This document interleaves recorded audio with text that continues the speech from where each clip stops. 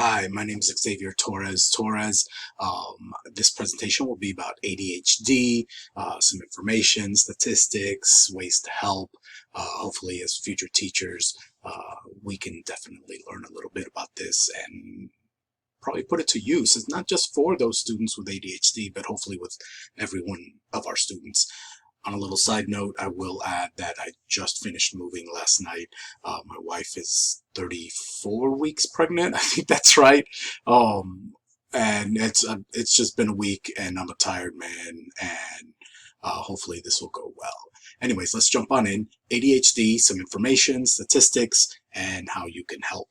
Um, so first off, let's talk about how they categorize ADHD in IDEA. IDEA is the Individuals with Disabilities Education Act. So IDEA tends to treat ADHD a little differently. They don't have it with specific learning disabilities. They have it categorized as other health impaired category. It's its own little category there.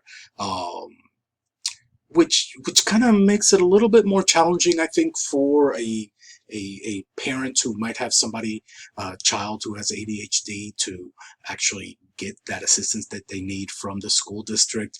There's probably going to be a little bit more legwork on the parent's part to try to get the school district to evaluate their child. I think it would be very important for the parent to how do I put it? Keep a log, keep a journal of activities that they see at the home, as well as things that they maybe have tried, as well as then asking the teacher and conversating. Goodness gracious, having a conversation with the teacher regarding their student and their activities and how things are happening in the school district. Are they matching up with what's happening at home? Again, a little bit more difficult, a little bit more legwork, but it doesn't mean that that student will not be able to get the help that they need. So what are some important statistics when it comes to ADHD? One of the things that stood out to me is that right now, I believe this is as of 2019 was this study, 11% of school-age students are diagnosed with ADHD. And to me, that seems like an incredibly large number. Now, mind you, I believe this is just in the United States. Also, ADHD, this one I definitely knew is that ADHD is more prevalent on males than females. Now, this is just in school age children. I think once we become adults, things do start evening out a little bit between the genders and the sexes. Another one that I found interesting was that 1/3 of children who are diagnosed with ADHD keep that diagnosis into adulthood. So this is something that they're going to be dealing with for the rest of their life. And if they're willing to, is it going to be a hindrance? Is it not? Are they going to put in the work for it? And then this one was kind of sad because it does state 1 in 5 students with ADHD, they don't receive the proper school intervention services. They don't get the help that they need. And, I know that there's probably a lot of reasons behind that. Maybe has to do with the monies. Maybe it has to do with just not being diagnosed and being put to something else. I know as someone who dealt with dysgraphia and mathematic dyslexia, it took a while. It took a lot of, it took a lot of my mother basically raising a fuss and to be able to get tested and evaluated, and then school district actually realizing, oh, it does have something. So that one does kind of hit home for me. So why is this increase? And a lot of people talk about the increase in ADHD, and why is that? So in the 90s, about 7% of white children, 4.7% of Hispanic children, of black children, and 3.6 of Hispanic children were diagnosed with ADHD. Now, when we jump to 2016, 12% of white children, so that's a 5% increase. 12.8, let's just call it 13 of black children, that's my goodness, that's a 9% increase, and 6.1 of Hispanics, so almost a 3% increase. So why is this increase happening? And I think a lot of people have a lot of theories, and I think most of them are maybe misguided. I don't know, but and I think that's the big thing. No one knows. Some people feel that it's because of the Affordable Care Act. People had better access to insurance, and then basically they were able to then get better care for their kiddos, and the diagnosis happened, so there was an increase of patients, of kids diagnosed with this, because they now have health care and are able to actually get that diagnosis.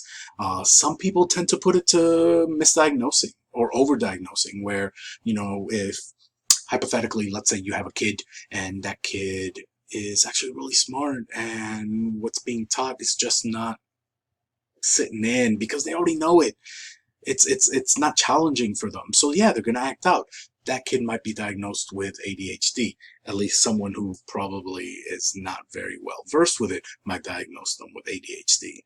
And then there's theories about nutrition. There's theories about sleep deprivation, and then blue light emitting screens, right? So phones and tablets, all these things that we have now that we are attached at the hip to, that we see every single day, and we have, kids. I see 8-year-old kids with phones. What the hell's an 8-year-old kid need an iPhone for? But they're there and they have it, and I'm not really quite certain as to why. So there's a lot of theories out there. There's no real answer for this one.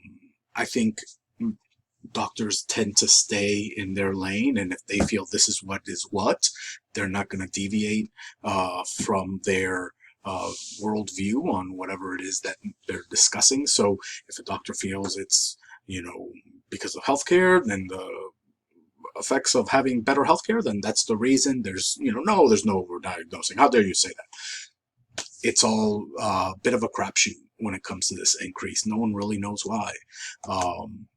So how do you identify ADHD? This is not, simple, especially for us. We're learning. We're hopefully going to be future teachers. So some of the things that you as a future teacher might be looking for is problems with inattention.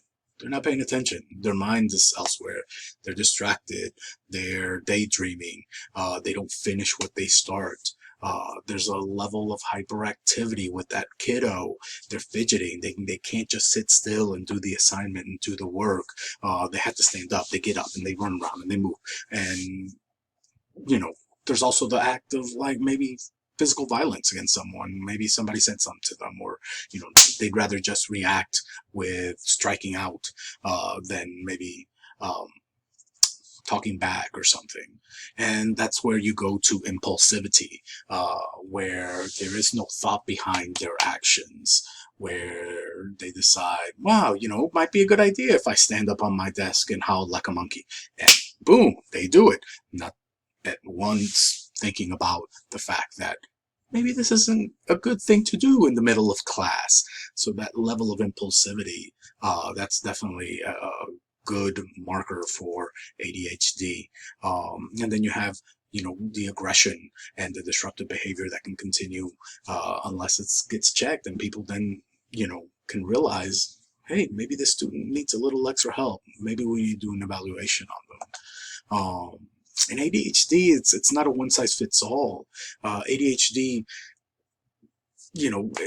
can, how do I put it? ADHD can kind of show itself in a lot of different ways, and a lot of different varying ways and degrees. So where you have one student that might have, severe hyperactivity and they just can't sit still.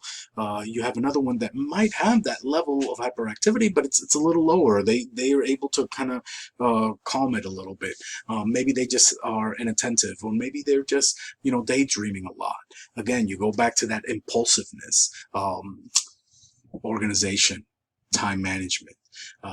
That's a big one, where a simple task is given maybe to the students, and an average regular old student without any ADHD issues, they can do this, no problem. But a student with ADHD has trouble with those organization skills and being able keep time with it.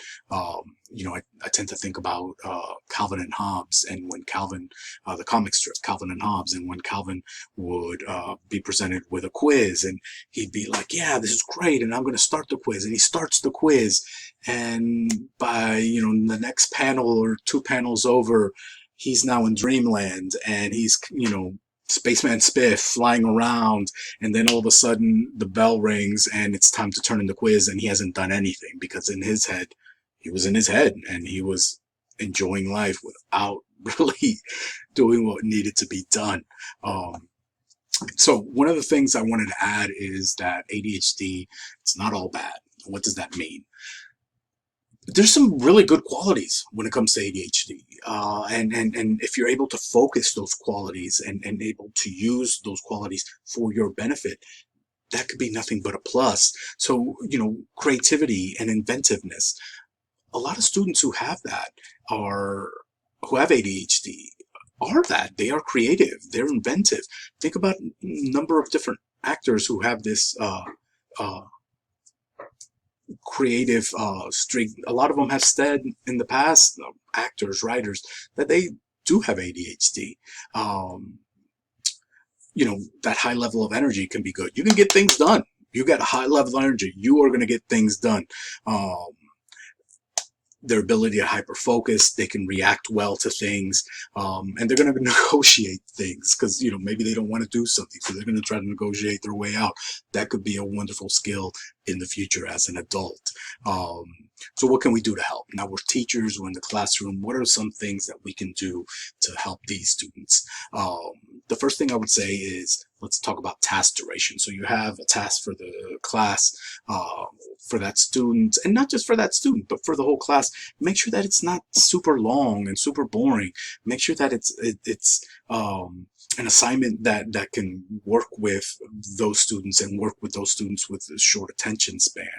Another one would be direct instruction. Direct instruction is basically one-on-one. I'm talking to you, you're talking to me. And students with ADHD, excuse me, tend to do better with that direct instruction as opposed to just, having to do their own individualized work at their desk independently.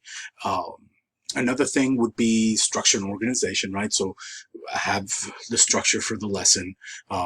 Make sure everything's clearly defined, what you want, how to do it, when to do it, why to do it. All those things, the who, what's, where's, and why's, and all that needs to be defined for that student. This one I thought was super interesting. Productive physical movement. So stretch time. Having stretch time for the whole class, being able to get up and do some stretching. I think that's going to be super important.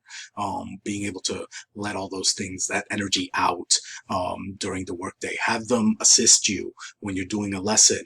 Let them be the one that's taking notes on the classroom chalkboard. Let them be the ones who are up there with you. Again, releasing that energy. And then active involvement. And well, that goes back to the what I just said is active involvement. Have them be the ones that are there assisting you with that class and with that lesson plan. So for the most part, that is my presentation. I hope this works, and I'm not a fan of the camera. I'm not a fan of these presentations, but I know it needs to be done. Anyways, I hope everyone stays safe, and social distancing, all that stuff. It's important. Let's do well.